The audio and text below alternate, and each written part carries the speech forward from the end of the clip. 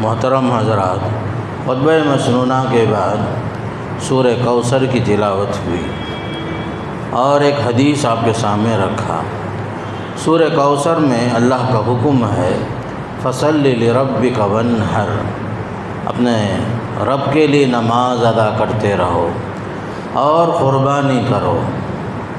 اور حدیث میں آتا ہے اللہ کے نبی صلی اللہ علیہ وسلم فرماتے ہیں کل ایام التشریق ذبح، 10 ذی الحجہ کے علاوہ بھی 11، 12، 13 یہ تینوں دن جو ایام تشریق ہیں یہ ایام جانوروں کے ذبح کرنے کے ایام ہیں۔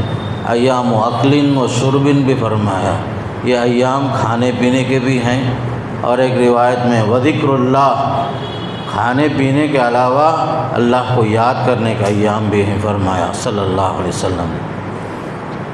قربانی کا مقصد کیا ہے؟ خود قرآن میں اللہ نے فرمایا لن ینال اللہ لحومها ولا دماؤها ولکن ینالہ التقوی منکم۔ قربانی کا مقصد یہ ہے اللہ تعالیٰ کو جو ہے تمہارا گوشت یا تمہارا خون جانوروں کی قربانی کا یہ تو ہرگز نہیں پہنچتا اللہ کو، لیکن اللہ کو جو چیز پہنچتی ہے تمہاری پرہیزگاری، تمہارا تقوی، یہی چیز اللہ دیکھنا چاہتا ہے۔ تو گویا کہ قربانی کا اہم مقصد تقوی الہی کا امتحان ہے۔ اللہ دیکھنا چاہتا ہے کہ ہمارے دلوں میں اللہ کا ڈر کتنا ہے، فرما برداری کا احساس کتنا ہے، کہ ابراہیم علیہ السلام اور اسماعیل علیہ السلام کی جو قربانی ہے، زندگی میں انہوں نے جو کچھ قربانیاں پیش کی ہیں، تن من دھن کی قربانیاں، اس کا کتنا حصہ ہماری زندگی میں آیا ہے۔ ہم اللہ کے حکم کے سامنے سر بسجود، سر جھکانے میں، حکم الہی کو ماننے میں کتنے ہم کامیاب ہیں، یہاں ایک امتحان مقصود ہے۔ اسی لیے فرمایا کہ لاکھوں کروڑوں تم جانور تو ذبح کرتے ہو، نہ خون پہنچتا ہے اللہ کو، نہ گوشت پہنچتا ہے۔ اگر کوئی چیز دیکھنے کی ہے اللہ کے پاس وہ تقوی ہے، اور وہ تقوی کہاں ہے اس کے بارے میں حدیث میں بتایا صلی اللہ علیہ وسلم نے الا ان فی الجسد مضغہ اذا صلحت صلح الجسد کلہ واذا فسدت فسد الجسد کلہ الا وہی القلب۔ فرمایا صلی اللہ علیہ وسلم نے انسان کے جسم میں گوشت کا ایک چھوٹا سا ٹکڑا ہے، اگر یہ صحیح ہو گیا تو سب کچھ انسان کا جسم، انسان کی پوری زندگی سنور گئی۔ انسان کا گوشت کا وہ ٹکڑا اگر خراب ہو گیا، برباد ہو گیا تو پورا انسان برباد ہو جاتا ہے۔ فرمایا کہ وہ حصہ جو ہے دل ہے، اور ایک حدیث میں فرمایا التقوی ہا ہونا، التقوی ہا ہونا۔ اللہ کے نبی علیہ السلام نے اپنے دل کی طرف اشارہ کر کے بتایا کہ تقوی کا مرکز جو ہے انسان کا دل ہوتا ہے۔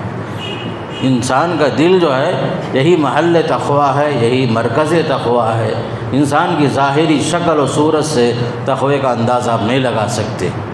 کسی کے لباس کو دیکھ کر، کسی کے ظاہری شکل و صورت کو دیکھ کر، کسی کی زبان کو دیکھ کر کوئی تھرمامیٹر ایسا تیار نہیں ہوا کہ جس تھرمامیٹر کی بنیاد پر آپ کسی کے بارے میں بتا سکو یہ 50% متقی ہے، یہ 60% متقی ہے۔ یہ تقوی کا معاملہ دلوں کی کیفیت کا نام ہے، دلوں میں اللہ کا ڈر پیدا ہونا۔ اگر آدمی کے دل میں اللہ کی محبت پیدا ہو گئی، دین کے لیے محبت پیدا ہو گئی، شعائر اسلام سے محبت قائم ہو گئی، وہ بندہ جو ہے صحیح معنی میں کامیاب ہو جاتا ہے، صحیح معنی میں کامیاب ہوتا ہے، ہیلے بہانے تلاش نہیں کرتا اللہ کی بندگی کے واسطے۔ چونکہ دل میں جو اللہ کا ڈر آ گیا آدمی پکا مسلمان بن جاتا ہے۔ قربانی کے پیچھے یہی مقصود ہے۔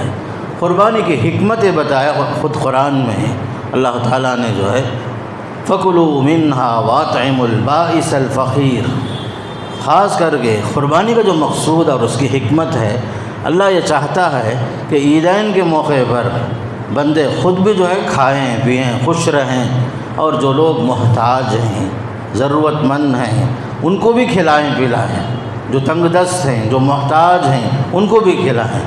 ہماری عیدوں کے پیچھے بڑی حکمتیں نظر آتی ہیں۔ اللہ تعالیٰ یہ چاہتا ہے کہ ہماری عیدوں میں خود بھی خوش رہیں، دوسروں کو بھی خوش کریں، کوئی غریب بھوکا نہ رہے، عید الفطر میں دیکھ لو آپ، عید الفطر ابھی آئی بھی نہیں، 2 دن پہلے ہی اجازت دے دی گئی زکوٰۃ الفطر کا انتظام کرو، تاکہ فقراء کا، مساکین کا عید کی خوشی میں شریک ہونا آسان ہو جائے، ان کے گھروں میں بھی چولہا جلے، ان کے گھروں کی ضرورتیں پوری ہوں، مسکینوں کی حاجتیں پوری ہوں۔ آپ جو کھاتے ہیں وہ غلہ پیش کرو، بہتر سے بہتر جو چیز آپ استعمال کرتے ہیں وہی چیز پہ پیش کرو۔ عید کے دن کوئی جو ہے آپ کے گھر کے پاس آ کر بھیک نہ مانگے، طعمۃ للمساکین فرمایا زکوٰۃ الفطر کی تعلق سے۔ اس کے لیے کیا ہے، 1 دن 2 دن پہلے ہی اجازت دے دی گئی۔ اسی طرح عید الاضحیٰ کے اندر بھی دیکھو، قرآن کہتا ہے فَكُلُوا مِنْهَا وَأَطْعِمُوا الْبَائِسَ الْفَقِيرَ، تم خود بھی کھاؤ، غریبوں، فقیروں، مانگنے والوں، مسکینوں، تنگ دستوں، سب کو کھلاؤ۔ یہ عید کا مطلب یہ ہوتا ہے خوشی میں شریک ہونا۔ عید کو عید اس لیے کہتے ہیں، یہ بار بار پلٹ کے آنے والی چیز ہے، سال میں ایک بار یہ عید آتی ہے، عید الفطر کے نام سے، عید الاضحیٰ کے نام سے، اور اس کے اندر خوشی اور مسرت کا سامان ہوتا ہے۔ تو قرآن اور حدیث میں یہی حکمت بتائی گئی، اللہ تعالیٰ چاہتا ہے کہ بندوں کے اندر ایک عام مزاج پیدا ہو، محبت کا مزاج، آپس میں غمخواری کا ماحول ہو، ہمدردی کا ماحول ہو، مہربانی کا ماحول ہو، ایک دوسرے کے لیے شفقت ہو، ایک دوسرے کے ساتھ دوستانہ تعلقات ہوں۔ اسی لیے یہ ساری عیدوں کے اندر اہم سبق یہی ملتا ہے، اتفاق اور اتحاد۔ خود بھی کھاؤ، خود پیو، ذرا سامنے ہٹ جاؤ، ادھر سامنے ہٹ کر آ جاؤ، تاکہ لوگ جو ہیں خوشیوں میں شریک رہیں۔ اور اگر آپ اس کی تاریخ اگر آپ دیکھیں گے، تاریخ بتاتی ہے کہ جب سے حضرت انسان دنیا میں تشریف لائے ہیں اس وقت سے ہی قربانی کا سلسلہ بھی شروع ہو گیا ہے۔ تورات کے حوالے سے علماء نے صراحت کی ہے کہ جب آدم علیہ السلام اور ان کے بچے جب دنیا میں تشریف لائے، اس زمانے میں ہی باقاعدہ جو ہے اللہ کے پاس نظر و نیاز پیش کرنے کا طریقہ تھا، قربانی کا طریقہ تھا۔ لوگ اللہ کے لیے نذرانے اور قربانی پیش کرنے کا طریقہ اس زمانے میں یہ تھا کہ اپنی چیزوں کو لے جا کر کے بلندی پر رکھ دیتے، کسی چٹان کے پاس رکھ دیتے، آسمان سے آگ آتی اسے جلا دیتی، تو اس زمانے کا تصور یہ تھا قربانی قبول ہو گئی۔ وہ زمانے میں حابیل اور قابیل ہمارے 2 بھائی تھے بابا آدم علیہ السلام کی اولاد میں۔ حابیل نے بھی قابیل نے بھی قربانی پیش کی، اذ قربا قربانا فتقبل من احدہما، حابیل کی قربانی قبول ہو گئی، قابیل کی قربانی قبول نہیں ہوئی۔ اب وہاں سے حسد کا جذبہ بھی شروع ہوا، میری قربانی قبول نہیں ہوئی، تیری قربانی قبول ہوئی بول کر حابیل نے قابیل کو قتل کر دیا۔ پورا واقعہ سورہ مائدہ کے اندر موجود ہے۔ الغرض جب سے انسان دنیا میں آیا ہے قربانی کی شکلیں رہی، قربانی کی تاریخ رہی، لیکن حضرت ابراہیم علیہ السلام کی زندگی میں جو واقعہ پیش آیا انسانی تاریخ کے لیے ایک انوکھا واقعہ تھا۔ وہ اس سے جو اہم سبق جو ملتا ہے ہم لوگوں کے لیے، باپ اپنے بچے کی تربیت ایسے کرے جیسے ابراہیم علیہ السلام نے کیا۔ جو اسلوب حضرت ابراہیم علیہ السلام نے اپنے والد کے ساتھ اپنایا تھا، حالانکہ باپ کافر تھا، مشرک تھا، بت پرست تھا، بت ساز تھا، بت بناتا تھا، بت بیچتا تھا، ایسے باپ کے ساتھ بھی ابراہیم علیہ السلام نے پیار اور محبت سے سمجھایا اسلامی دعوت۔ یا ابتی لا تعبد الشیطان، یا ابتی لم تعبد ما لا یسمع ولا یبصر، یا ابتی انی قد جاءنی من العلم، اے ابا جان، ابتی کے معنی ہیں اے میرے ابا جان، پیار سے محبت سے۔ حالانکہ باپ مشرک، توحید کا معاملہ الگ ہے، شرک کا معاملہ الگ ہے، لیکن آداب جو ہیں، رشتوں کا آداب، باپ کا ادب، بیٹے کے سامنے، بیٹے کے لیے جو ضروری ہے وہ پورے اسلوب کو اپنائیں۔ باپ سنگ دلی پر اتر آیا، اس کے باوجود آپ جو ہے گھر چھوڑ کر باہر نکل گئے، آپ نے سختی کا مظاہرہ نہیں کیا، دعائیہ کلمے کے ساتھ باہر نکلے، سلام علیک ساستغفر لک ربی، ابا جان آپ پر سلامتی ہو، سلامتی ہو، میں تو جا رہا ہوں، تمہارے واسطے اللہ سے معافی مانگتا ہوں۔ نکل گئے گھر چھوڑ کر۔ وہی اسلوب جب جو ہے اسماعیل علیہ السلام چلنے پھرنے کے لائق ہوئے، آپ نے ان کے سامنے رکھا، کہا بیٹا خواب دیکھ رہا ہوں، اس وقت جو ہے بتائے کہ میں تجھے ذبح کرتے ہوئے خواب دیکھ رہا ہوں۔ تو جو اسلوب باپ نے استعمال کیا اپنے والد کے لیے ابراہیم علیہ السلام نے، وہی اسلوب اسماعیل علیہ السلام فرما رہے ہیں، یا ابتی، اے ابا جان، افعل ما تؤمر۔ جو اسلوب بابا نے استعمال کیا مشرک باپ کے لیے، بیٹا جو ہے ابراہیم علیہ السلام کے لیے وہ اسلوب میں کہتے ہیں، اے ابا جان افعل ما تؤمر۔ دیکھیے جیسے آپ کی تربیت ہوتی ہے وہی اس کا اثر نسل در نسل چلتی ہے۔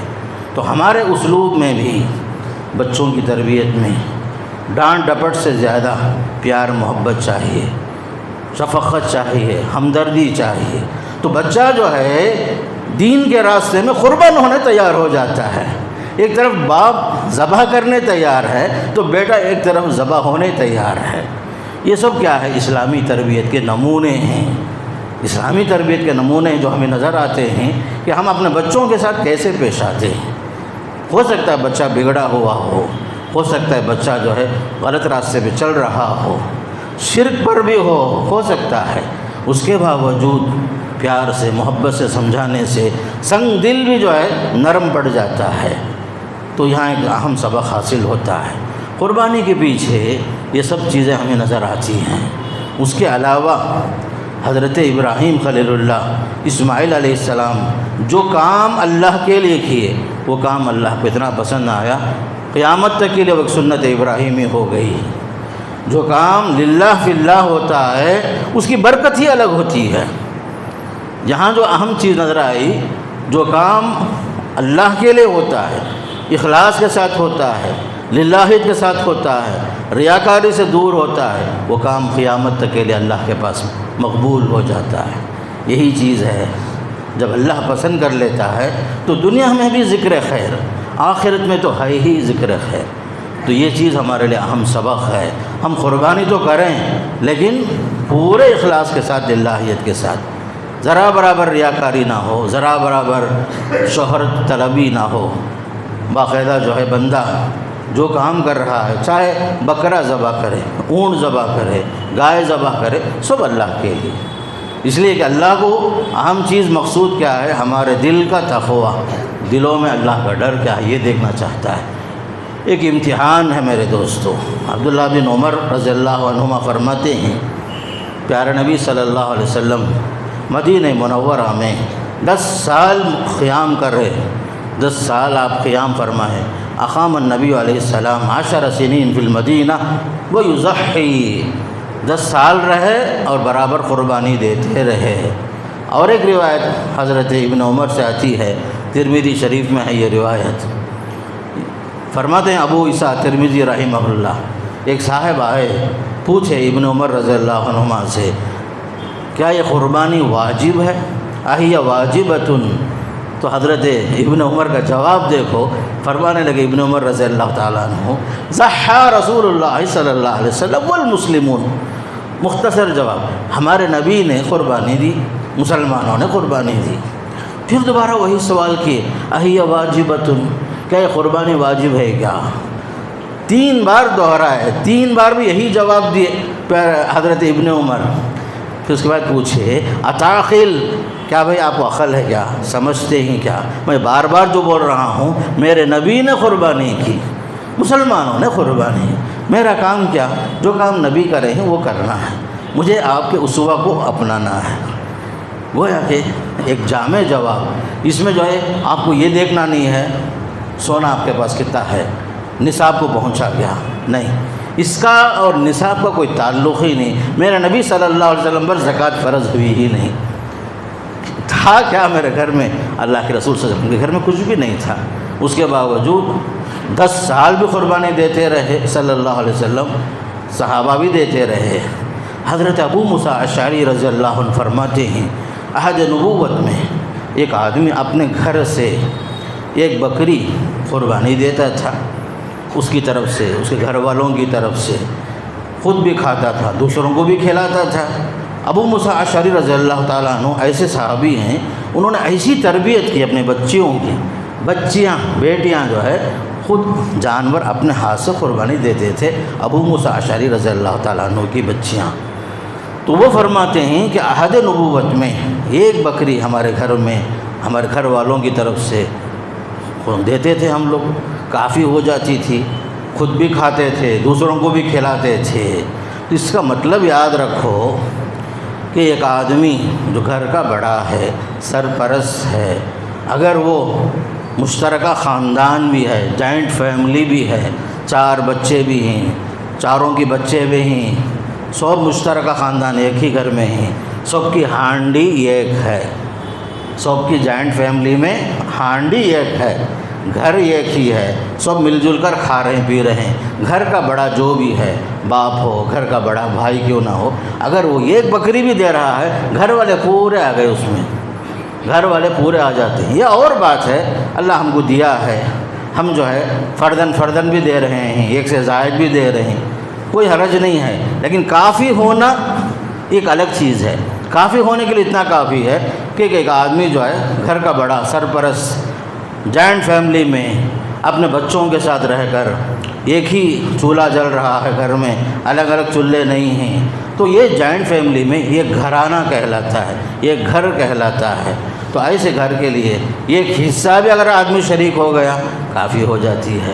اس کے لیے صاحب حیثیت ہونا، زکوٰۃ واجب ہونا، یہ سب کوئی شرط نہیں ہے میرے دوستو، بلکہ حدیث میں یہاں تک آیا من وجد سعۃ فلم یضحی فلا یقربن مصلانا، جن حضرات کے پاس قربانی کی گنجائش ہے، قربانی کر سکتے ہیں، پھر بھی نہیں کر رہے ہیں، آپ نے فرمایا وہ ہمارے عیدگاہ کو ہرگز نہ آئیں، ہمارے عیدگاہ کو ہرگز نہ آئیں۔ اس حدیث کی روشنی میں مولانا ثناء اللہ صاحب امرتسری رحمۃ اللہ علیہ، مولانا عبید اللہ مبارک پوری رحمۃ اللہ علیہ وغیرہ لکھتے ہیں، جس کے پاس طاقت ہے، کر سکتا ہے، پھر بھی نہیں کر رہا ہے، اس کے لیے سخت مکروہ چیز ہے خاص کر قربانی کا چھوڑنا۔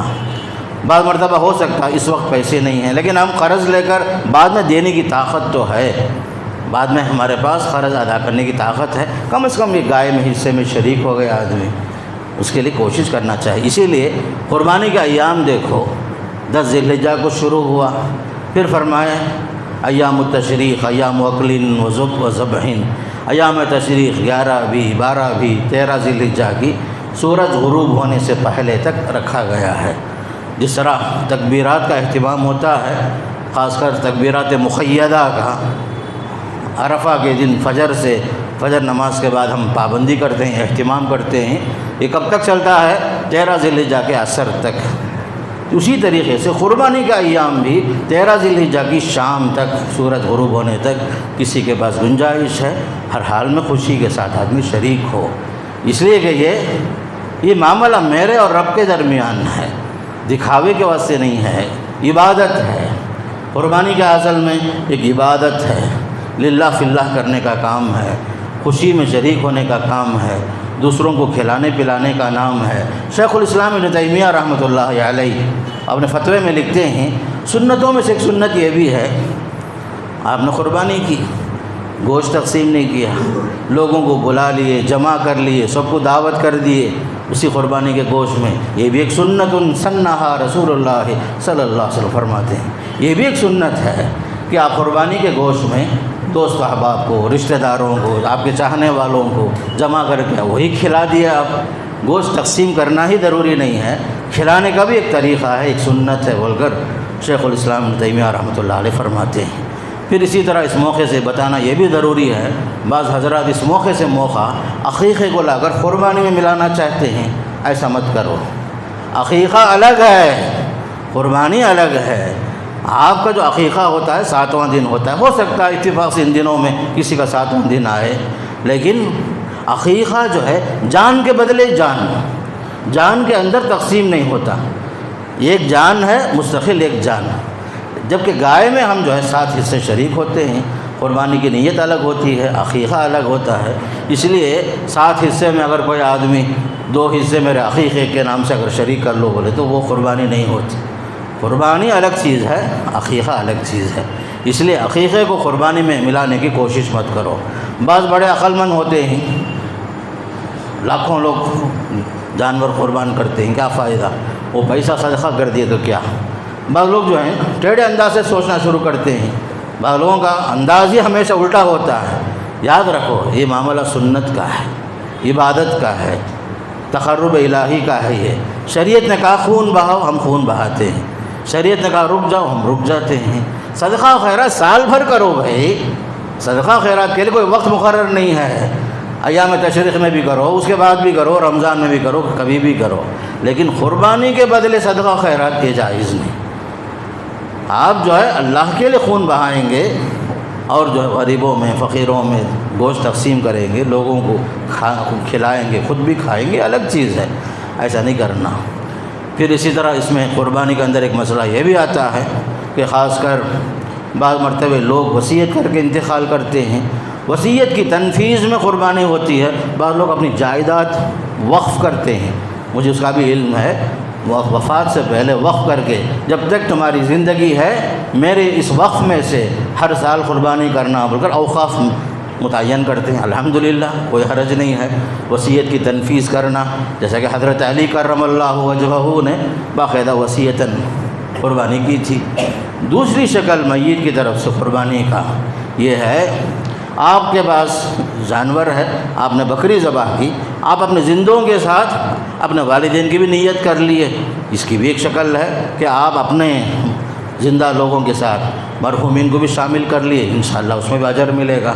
اگر کوئی صاحب حیثیت 5 حصے میرے بال بچوں کے، 2 حصے میرے ماں باپ کے گائے میں سے، اگر اس طرح کر رہا ہے یہ بھی جائز ہے۔ سمجھ رہے ہیں بات؟ وصیت ہو یا نہ ہو والدین کی طرف سے قربانی کرنا یہ بھی جائز ہے، یہاں تک کہ ہمارے بڑے بڑے علماء نے فتاوے میں لکھا ہے یہ صدقے کی قسم ہے، میت کے لیے قربانی کرنا میت کو فائدہ پہنچانے کا طریقہ صدقہ ہے۔ جس طرح میت کی طرف سے حج کرنا جائز ہے، میت کی طرف سے قرض ادا کرنا جائز ہے، میت کی طرف سے واجبات وعدے پورا کرنا جائز ہے، اسی طرح قربانی بھی جائز ہے، باقاعدہ اس کی اجازت ہے۔ بلکہ شیخ الاسلام ابن تیمیہ رحمۃ اللہ علیہ فتاوے میں لکھتے ہیں صدقات میں سے ایک صدقہ ہے، بلکہ شیخ الحدیث عبید اللہ مبارک پوری رحمۃ اللہ علیہ اور بھی بہت سارے علماء خاص کر اس کے جواز کے قائل ہیں۔ اگر کوئی آدمی اپنے اموات کے کو بھی ملا کر رہا ہے، مستقل کر رہا ہے یا الگ سے کر رہا ہے، اس کی اجازت ہے، اس لیے کہ صدقات میں سے ایک صدقہ ہے یہ بھی جو اموات کو فائدہ پہنچانے کے طریقے ہیں۔ اور اسی طرح خاص کر ان دنوں میں بعض لوگ جو ایک نیا شوشہ نکالنا شروع کرے ہیں کہ قربانی صرف پہلے دن ہی جائز، پتہ نہیں کہاں سے سمجھ جاتے ہیں قرآن و حدیث کے لوگ، حالانکہ صریح حدیث ہے ایام التشریق کلو ایام التشریق ذبح فرمایا، پورے جو ایام تشریق ہیں 11 12 13 یہ سب عید کے دن ہیں، ذبح کے ایام ہیں، اکل و شرب کے ایام ہیں، فرماتے ہیں اللہ کے نبی صلی اللہ علیہ وسلم۔ بعض لوگ پتہ نہیں کیسے سمجھ جاتے ہیں قربانی ہو تو صرف پہلے ہی دن جائز، ایسا نہیں بولنا۔ دین کے معاملے میں خاص کر کے اپنی منمانی باتیں دل کی باتیں بتا کر لوگوں کو پریشان نہیں کرنا، نہیں معلوم ہے خاموش بیٹھ جاؤ بہتر ہے، لیکن خامخواہ جو ہے قربانی صرف پہلا دن ہی جائز ہے، دوسرے دن تیسرے دن چوتھے دن سب جائز نہیں، یہ سب غلط باتیں۔ کیوں؟ ایام تشریق میں عید ہے، وہ آپ کو روزہ رکھنے کی اجازت نہیں ہے نا بھائی۔ ایام تشریق آج مثال کے طور پر آج 11 ہے 12 ہے 13 ہے، کوئی روزہ رکھنا چاہے تو اجازت نہیں، کیوں؟ اس لیے کہ عید ہے، وہ عید کے ساتھ ذبح کے ایام ہیں، ذکر کے ایام ہیں، خوشی کے ایام ہیں، اسی لیے شریعت کہتی ہے۔ بعض حضرات جو ہے ولیمے کے تعلق سے بتاتا ہوں، بعض لوگ ولیمے میں خود سے ایک مسئلہ نکال لی، ایک بکری ذبح ہو تو ہی وہ ولیمہ جائز، ایک سے زائد ہو تو ولیمہ جائز نہیں۔ نئے فقیہ پیرنبٹ کے اندر شروع ہو گئے ہیں، نئے فقہا آ گئے ہیں، حالانکہ اس کا تعلق ہی نہیں ہے۔ ولو بشاتن کا مطلب پہلے عربی زبان سے واقف بھی ہونا کہ ولیمہ کرو۔ عبد الرحمن بن عوف سے فرمایا اگرچہ کہ ایک بکری ہی کیوں نہ ہو، کم سے کم کے لیے کہا گیا ولو بشاتن کا معنی وہ ہوتا ہے، لیکن بعض لوگ کیا ہیں ایسے دعوت میں شریک نہیں ہوتے، چاہے خود اپنے رشتہ دار کا ولیمہ ہی کیوں نہ ہو، اس لیے کہ ایک سے زائد بکری کٹ رہی ہے۔ خاص کر ایسے فتنے بہت ہو گئے، خاص کر ہمارے پیرمپیٹ کے اندر نئی چیزیں لوگوں کو بتانا، پریشان کرنا، اور خود بھی جو ہے پریشان، لوگوں کی پریشانیوں کو دیکھ کر محظوظ ہونا، یہ ایک فتنہ ہے خاص کر ہمارے علاقوں میں۔ یہ سب سے اللہ حفاظت فرمائے۔ یہ قربانی جو یاد رکھو اللہ کے لیے ہوتا ہے، تقوی کے ساتھ ہونا چاہیے، للہ کے ساتھ ہونا چاہیے۔ آپ کو بتاؤں مسلمانوں کی عیدوں سے خاص کر قربانی سے کتنے فائدے حاصل ہوتے ہیں، کتنے فائدے۔ لوگ جو ہیں جانوروں کو پالنے والے ہزاروں کروڑوں لوگ ہیں، اونٹ پالنے والے، بکری پالنے والے، گائے پالنے والے، ان سب کے لیے بھی جو ہے باقاعدہ ہزاروں کروڑوں اربوں خربوں کی تجارت ہو جاتی ہے۔ اللہ تعالیٰ کوئی چیز کو جب جائز قرار دیتا ہے اس کے پیچھے کتنے فائدے دیکھو۔ ایک طرف جانور پالنے والوں کے فائدے، جانور لانے والے بیچنے والے ان کے فائدے، ہزاروں لاکھوں لوگ جو ٹرانسپورٹ کا کام کرتے ہیں ان کے فائدے، قصابوں کے فائدے۔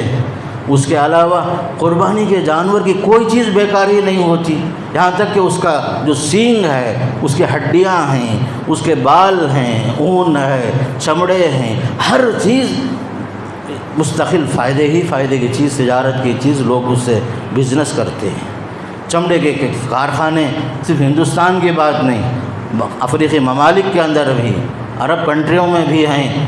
کتنے مزدوروں کا باقاعدہ ایکسپورٹ امپورٹ کے ذریعے سے فائدہ ہی فائدہ، لوگوں کے ذریعے معاش ہے یہ۔ اس کے علاوہ کتنے غریب ایسے ہیں سال بھر میں 1 کلو کیا 100 گرام بکری کا گوشت خرید نہیں سکتا، ایسے غریب کو بھی جو بکری کا گوشت ملتا ہے، اونٹ کا گوشت ملتا ہے، کسی جگہ میں کہیں گائے کے گوشت مل جاتے ہیں۔ یہاں سے وہاں تک قرآن کہتا ہے لِيَشْهَدُوا مَنَافِعَ لَهُمْ، سب کے فائدے ہی فائدے قربانی کے ذریعے سے۔ دین جو ہے آسان ہے اور سب کے لیے واسطے ہے، سب کی حکمتیں اس کے پیچھے، سب کے فائدے اس کے پیچھے، غربا کے، فقراء کے، خاص کر رفاہی ادارے، کتنے رفاہی ادارے چلتے ہیں، کتنے مدارس، چھوٹے موٹے مکتب مدارس چلتے ہیں، وہ چمڑوں کی بنیاد پر ان کا سال گزرتا ہے۔ تو اللہ تعالیٰ نے بڑی حکمتوں کے ساتھ یہ قربانی کو، سنت ابراہیمی کو ہمارے لیے سنت مؤکدہ بنایا ہے۔ اس لیے خوشی کے ساتھ آدمی کو قربانی کرنا ہے۔